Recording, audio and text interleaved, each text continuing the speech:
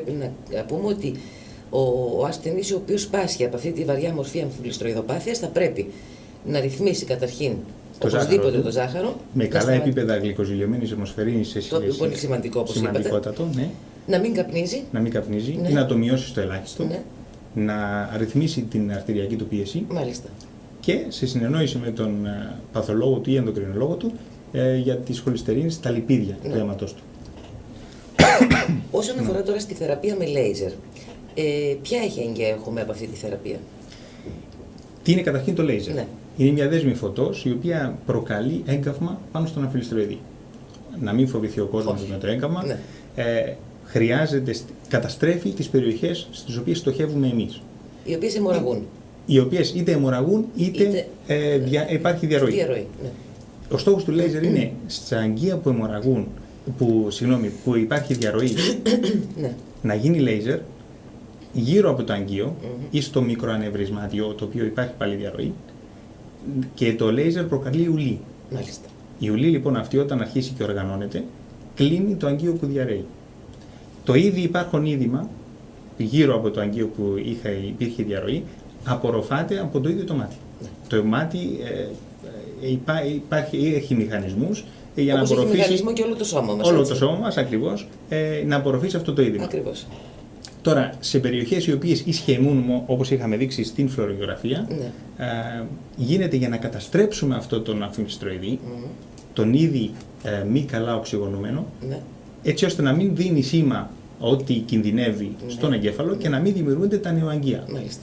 Άρα ο σκοπός του λέιζερ εξαρτάται με την βαρύτητα και την εντόπιση της διαβητικής αμφιλιστροειδοπάθειας. Τώρα, όσον αφορά στην χειρουργική επέμβαση, όταν πλέον δεν μας καλύπτει η θεραπεία με τα λέιζερ και προχωρήσουμε στην χειρουργική επέμβαση σε καταστάσεις προχωρημένης αμφιβληστροειδοπάθειας, τι γίνεται? Θα πρέπει, είναι εξειδικευμένη επέμβαση, Ναι. Και γίνεται συνήθως με γενική αναισθησία, γιατί κρατάει γύρω στις 2 ώρες. Αφαιρείται το ιαλοειδές, Ναι. που είναι στην πίσω κοιλότητα του ματιού. Ναι. Γίνεται ενδολέιζερ ταυτόχρονα. Αφαιρείται λοιπόν το αίμα, Ναι. που υπάρχει μέσα στο ιαλοειδές, αφαιρείται το ίδιο ιαλοειδές, το οποίο είναι η γέφυρα για να περάσουν τα αγγεία μέσα στο ιαλοειδές και να προκαλέσουν την αιμορραγία, Ναι. και ταυτόχρονα γίνεται και ενδολέιζερ. Μάλιστα. Είναι το condition, μην ανησυχείτε, όλοι το κάνουμε αυτό. Από εκεί και μετά η ανάρρωση είναι γύρω στον 1 μήνα, Ναι. Και ίσως ξαναχρειαστεί να γίνουν περαιτέρω λέιζερ μετά την επέμβαση. Μάλιστα. Οπότε λοιπόν 2 ώρες επέμβαση σίγουρα είναι μια σοβαρή επέμβαση. Ναι, έτσι, ναι. Πιστεύω ότι ο καθένας που έχει αυτή την πάθηση θα το σκεφτεί πολύ για να αποφασίσει να θέσει αυτόν σε μια επέμβαση 2 ώρων, στο μάτι, το θεωρεί δύσκολο κτλ.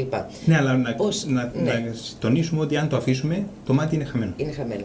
Οπότε λοιπόν, ποια εγγύηση παίρνει ο ασθενής ότι μετά την επέμβαση θα μπορεί να βλέπει καλύτερα?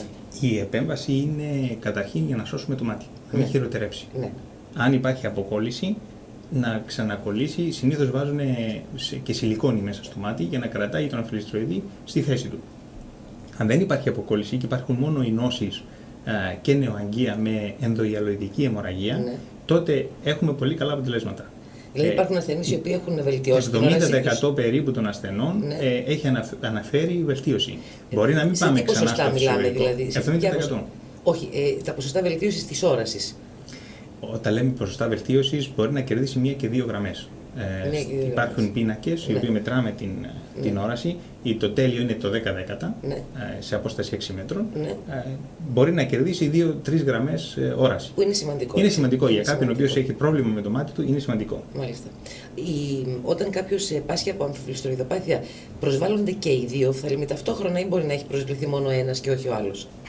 Συνήθως προσβάλλονται και οι δύο. Ναι. Όπως σας είπα, είναι μικροαγγειοπάθεια. Ναι. Συνήθως προβάλλονται και οι δύο. Οπότε... Αλλά έχουμε δει ασθενείς οι οποίοι χρειάζονται λέιζερ στο ένα, στο άλλο χρειάζονται απλώς μια παρακολούθηση πιο στενή. Μάλιστα. Οπότε λοιπόν μπορεί να φτάσει στο χειρουργείο χειρουργώντας μόνο τον ένα οφθαλμό, ναι, έτσι, αν χρειαστεί βέβαια. να το κάνει αυτό. Και σε πόσο καιρό μπορεί να αρχίσει να βελτιώνεται η όρασή του μετά την επέμβαση? Εξαρτάται τι πρόβλημα υπήρχε πάλι. Ναι. αν υπήρχαν αποκολλήσεις, Ναι. τότε είναι λίγο μακρύτερο χρονικό περιθώριο η ανάρρωση. Ναι. Αν δεν υπήρχαν αποκολλήσεις και ήταν μόνο οι νόσεις και η ενδοϊαλοειδική αιμορραγία, τότε μέσα σε 2 εβδομάδες ο άρρωστος βλέπει τα αποτελέσματά του. Μάλιστα. Αυτές οι χειρουργικές επεμβάσεις καλύπτονται από ταμεία, γιατρέ? Δυστυχώς όχι. Όχι. Πρέπει να γίνονται είτε σε νοσοκομείο είτε ιδιωτικά. Ναι. Στη Ρόδο γίνονται και στο νοσοκομείο και εξωτερικά. Άρα λοιπόν καλύπτονται από ταμεία εφόσον γίνονται στο νοσοκομείο. Ναι, βέβαια. Ναι. Στο νοσοκομείο γίνονται. Ναι. Το μόνο που δεν γίνεται στη Ρόδο ακόμα είναι οι επεμβάσεις αφαίρεσης του ιαλοειδούς. Για ποιο λόγο αυτό δεν έχει ρυθμιστεί? Δεν υπάρχει η υποδομή και δεν υπάρχουν συνάδελφοι οι οποίοι να έχουν ασχοληθεί με αυτό το συγκεκριμένο αντικείμενο. Μάλιστα. Άρα λοιπόν, είναι εξειδίκευση. Ναι. Άρα λοιπόν ο ασθενής που έχει αυτή την ανάγκη της συγκεκριμένης επέμβασης πηγαίνει σε νοσοκομεία μεγάλων αστικών κέντρων. Ναι, έτσι, για την όπου αφαίρεση του ιαλοειδούς πηγαίνει στην Αθήνα. Για τα υπόλοιπα γίνονται και στη Ρόδο. Μάλιστα. Ποια θα ήταν η συμβουλή σας προς τους ανθρώπους οι οποίοι είτε έχουν σακχαρώδη διαβήτη και τον έχουν στα πρώτα στάδια, είτε έχουν αμφιφλιστροειδοπάθεια και των 2 μορφών όπως είδαμε? Τι θα μπορούσατε να πείτε σε αυτούς τους ανθρώπους? Να ακολουθούν πιστά τις οδηγίες του γιατρού τους, του ενδοκρινολόγου ή του παθολόγου και να ακολουθούν τις οδηγίες και του οφθαλμιάτρου. Μάλιστα. Όταν ο οφθαλμίατρος συνιστά επανεξέταση σε 3 μήνες, σημαίνει 3 μήνες. Μάλιστα. Δεν σημαίνει ούτε 6 ούτε 9. Υπάρχουν πολλοί άνθρωποι οι οποίοι βλέπω γιατί μου είπε να ξαναπάω σε 3 μήνες. Μάλιστα. Ο άρρωστος δεν μπορεί να δει την κατάσταση, τη σοβαρότητα της κατάστασής του, άρα πρέπει να ακολουθεί τις οδηγίες. Γι' αυτό υπάρχουν και οι εξετάσεις. Μερικές φορές εμένα μου αρέσει να δείχνω και τις φωτογραφίες που βγάζουμε στους ασθενείς μου για να εξηγώ ακριβώς το τι είναι το πρόβλημα, αλλά και πάλι υπάρχουν ασθενείς οι οποίοι δεν τηρούν τα ραντεβού τους. Ναι, ναι. Θα ήθελα πριν κλείσουμε να κάνουμε και μία αναφορά στην ΟΧΡΑ, στην οποία έχετε αναφερθεί πάρα πολλές φορές κατά τη διάρκεια της συζήτησης, και να μιλήσουμε λίγο για την ηλικιακή εκφύλιση της ΟΧΡΑς. Καταρχήν, τι είναι η ΟΧΡΑ και πώς γίνεται αυτή η εκφύλιση?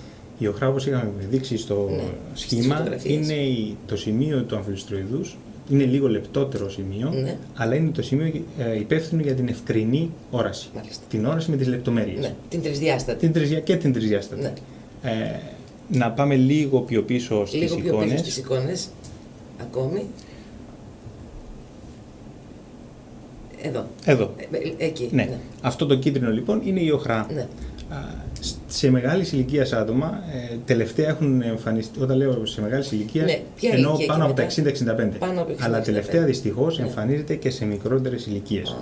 Το οποίο παίζει ρόλο η διατροφή. Έχει αποδειχθεί με μια μελέτη που έχει γίνει 10 χρόνια ότι η διατροφή παίζει μεγάλο ρόλο και το κάπνισμα. Η διατροφή η οποία είναι στερείται βιταμινών, α, ντ και σ.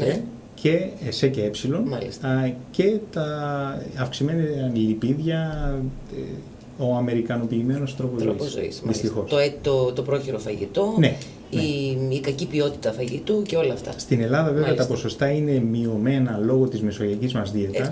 Ευτυχώς. Ναι. Στην Αγγλία είχαμε πολύ μεγάλο ποσοστό εκφύλισης της οχράς κοιλίδας, ηλικιακής εκφύλισης της οχράς κοιλίδας. Η οποία πάβει πλέον να είναι ηλικιακή, όπως είπατε. Πάβει να είναι ηλικιακή και πηγαίνουμε σε μικρότερες ηλικίες. Ναι. Από 45 και πάνω. Μάλιστα. Ναι.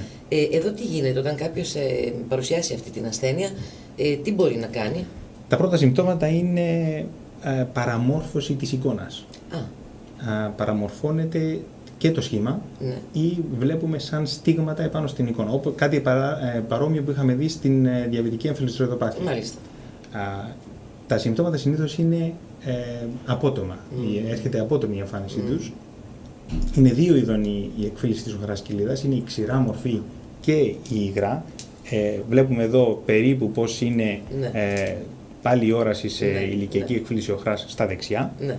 Είναι 2 οι τύποι, η ξηρή μορφή και η υγρή μορφή. Δηλαδή όταν αρχίζουν και θολώνουν οι εικόνες που βλέπουμε, μπορούμε να αρχίσουμε να υποπτευόμαστε ότι έχουμε κάποια πάθηση στην οχρά. Κάτι πάει στραβά. Ναι. Οπότε κατευθείαν στο γιατρό, εδώ δεν υπάρχει. Πάλι εδώ πρέπει, αν υπάρχει απότομη μήωση η παραμόρφωση της όρασης, πρέπει τουλάχιστον μέσα στις 48 ώρες να εξεταστεί κάποιος από τον οφθαλμίατρο. Σε περίπτωση που δεν το κάνει και πούμε ότι έχει παραμελήσει το θέμα αυτό, τι γίνεται, τι επιπτώσεις μπορεί να έχει? Σε σχεδόν 100% είναι βέβαιο ότι θα χάσει την κεντρική του όραση. Δηλαδή θα βλέπει, είναι νομικά τυφλός. Ναι. Τυφλός, όταν λένε πολλοί, εννοούν ότι δεν βλέπει καθόλου. Ναι. Εδώ μιλάμε για το νομικά τυφλός. Ναι. Κεντρική όραση χάνεται. Ναι. Μπορεί να έχει την περιφερική του όραση, Ναι. την οποία μπορεί να χρησιμοποιεί για να κινείται μέσα στο σπίτι του, αλλά δεν μπορεί να βλέπει ούτε πρόσωπα ευκρινώς, ούτε τα αντικείμενα. Μάλιστα. Θα το βλέπει με την περιφερική του όραση. Αυτό είναι και γι' αυτό λέω ότι πρέπει να τον εξεταστεί από οφθαλμίατρο μέσα σε 48 ώρες. Μάλιστα. Για την απότομη μείωση της όρασης. Για την απότομη μείωση της όρασης.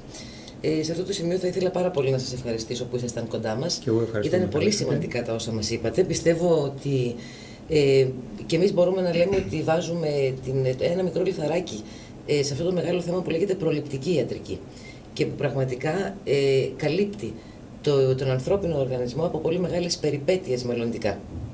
Σας ευχαριστούμε πάρα πολύ. Να έχετε καλή συνέχεια, καλό μήνα. Ευχαριστώ πολύ, καλό μήνα. Επίσης και σε εσάς. Κυρίες και κύριοι, εμείς ένα μικρό διαφημιστικό διάλειμμα και σε λίγο και πάλι εδώ μαζί σας.